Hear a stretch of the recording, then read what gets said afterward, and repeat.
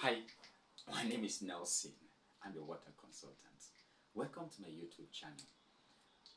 In the last video, we were looking at 20 tips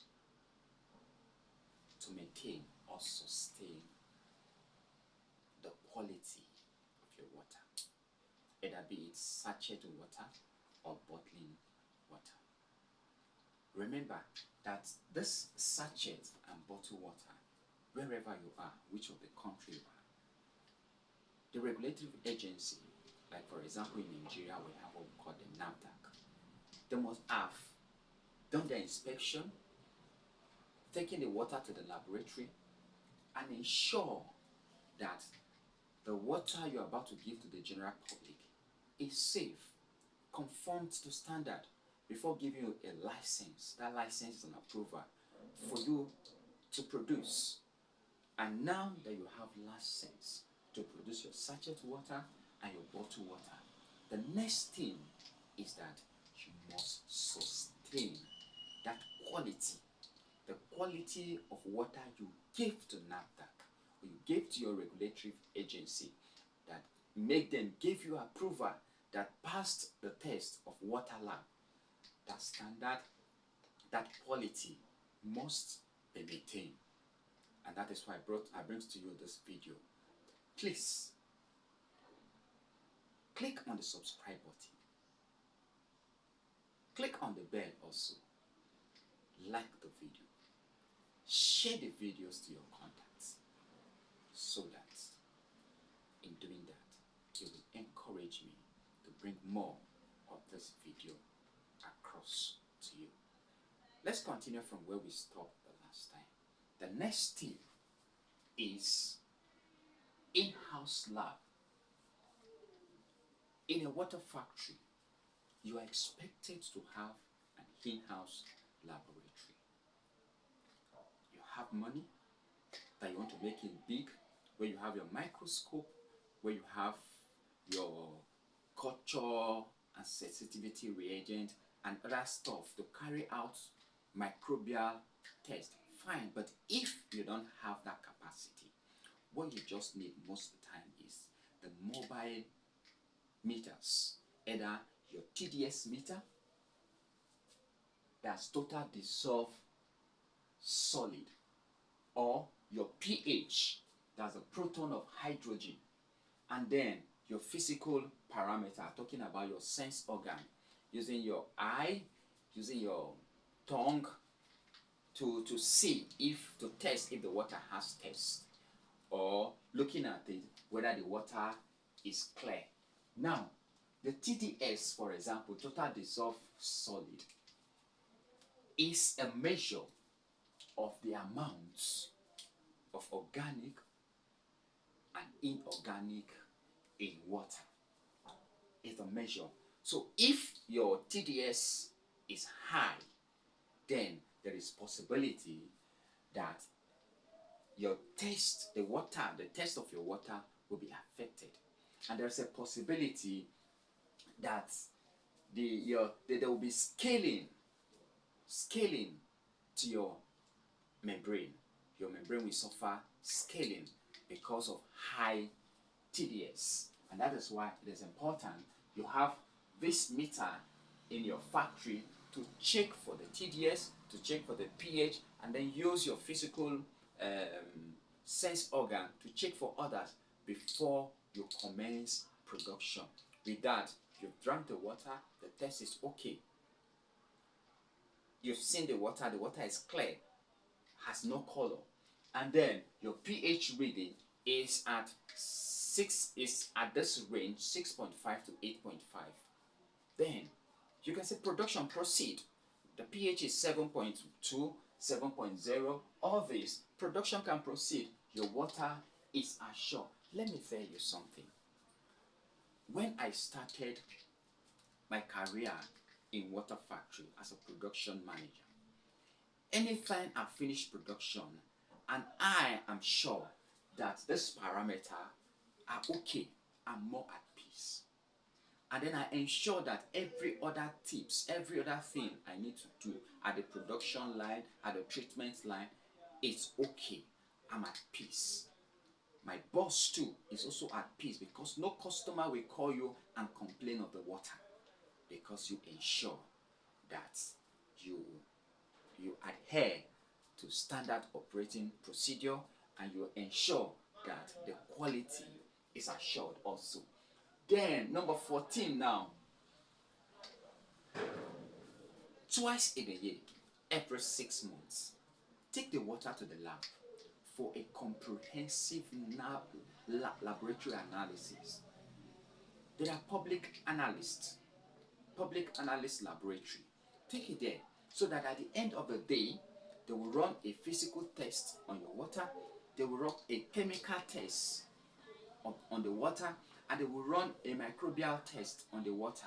And if your water passed the physical test, the chemical test, and the microbial test, your water is confirmed to be okay.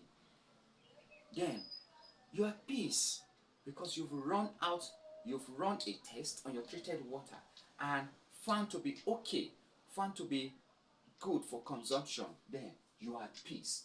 Why did I say so? Is that people that live around you, people that live far, who consume your water, and they have the capacity to take your water to the laboratory because they want to make an informed decision of which water they should consume in where they are, they will take your water to the lab.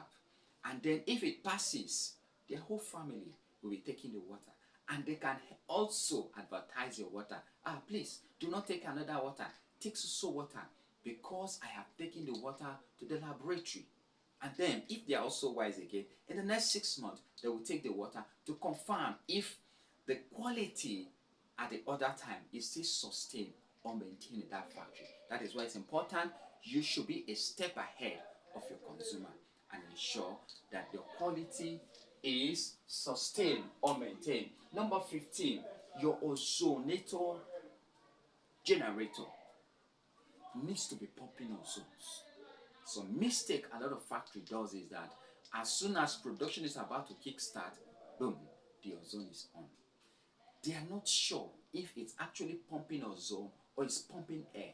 So be sure that it is pumping ozone.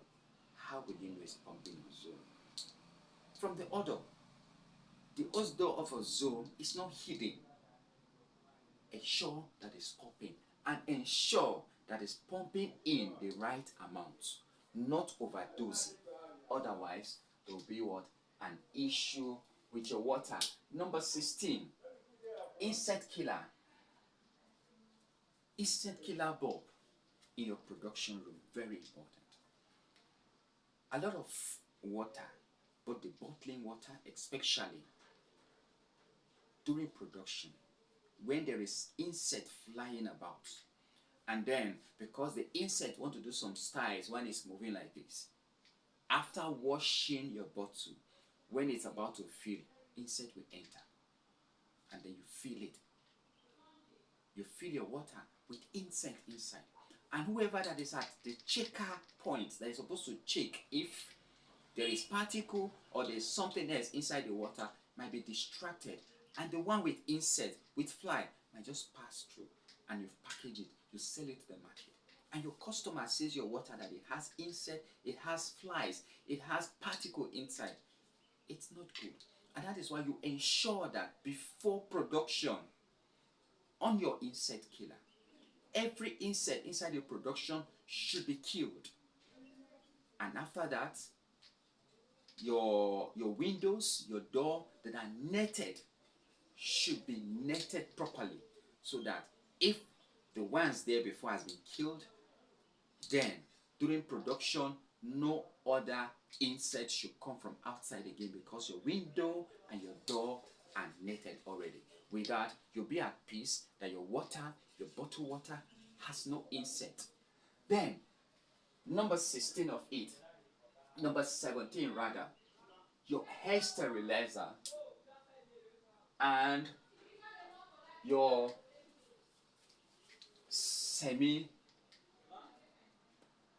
raw material, your air sterilizer and your semi raw material. Now, in your material room, there's an hair sterilizer. You ensure that before taking the blown preform into the production room, 5 minutes, on the air sterilizer, no going in. Let the bottles, let your shrink, and let your cap be sterilized. And after that, you go inside to pick them. For production, ensure that your air sterilizer, that's your UV sterilizer, is working in your material room so that your bottles will be sterilized. Number 18, fumigation of premises and production room. Quarterly, you need to physically do the fumigation. It is not all about paying for certificate of fumigation. Physically do the fumigation. Just imagine in your house, if you don't even fumigate your house, you are bound to come in contact with scorpion. Then let alone talking about a large water factory where there's possibility that rodent will come in, there's possibility that other form of insect can come in. When you go to some water factory, flowers is even planted also. All those pollinating agents are also there too. You need to fumigate so that your premises is safe, your production room also is safe. When you do that, there will not be any cause for an external body, either animal of any kind, contaminating your water and lowering or destroying completely the quality of your water. Number 19, be in constant touch with your customer on storage. Very important. Not all customers that understand that your sachet water or your bottled water needs to be stored in a cool, dry place, far away from sunlight. Not all of them understand. That is why you need to keep orienting them that, madam, sir, I hope your water is not kept under the sunlight, under direct sunlight. If possible, someone from the factory, your quality control persons, should take a walk to his customers, to your customer, and ensure that the storage facility where this water is being stored will not affect the quality of the water. You can imagine someone that buys your sachet water is keeping it on a cemented ground, or is keeping it in a shop where it is not even cemented, it is not tiles, but it's dust, keeping it on top of dust. What do you expect? When a customer buys that sachet water, it will have a moldy taste. It will taste as if there's a cement inside, and they'll keep complaining, your water is bad, your water has failed. It will definitely fail. No matter all the quality that you've assured in your factory, as long as if it is stored in the wrong place, it will fail. When you store it under the sunlight, it will cause leaching of the ink on your nylon. It will not allow this water to last for 2 months again. Less than a week, it will fail because of that direct sunlight. So the storage of your water in your customer's shop, customer's house, your distributor's warehouse, or wherever, it's very important. Be in constant touch with them. If possible, create a platform that you interact with your customer every day for them to know the storage of your product. Discourage every form of eating in the production room. No production staff is supposed to eat in the production room for any reason, because the more they eat, they'll buy soft drink, they'll buy biscuit, and the particle of the biscuit will litter everywhere, and the rats, the rodents, might come picking it, and before you know, they can contaminate your cap, they can contaminate your bottle, they can contaminate even your monoblock. And that is why do not allow, do not permit, it is not allowed, it is not permitted for any production staff to eat inside the production room, so that you don't have an external visitors that will contaminate your water, thereby lowering or destroying completely the quality of your water. If my video actually was of great help to you, or you've learned something from this video, please click on the subscribe button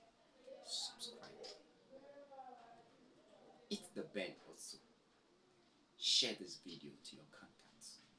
Share this video. Drop your comments so that we will know how to help you. Thank you so much. I remain your consultant, Nelson. See you again in my next video. Thank you.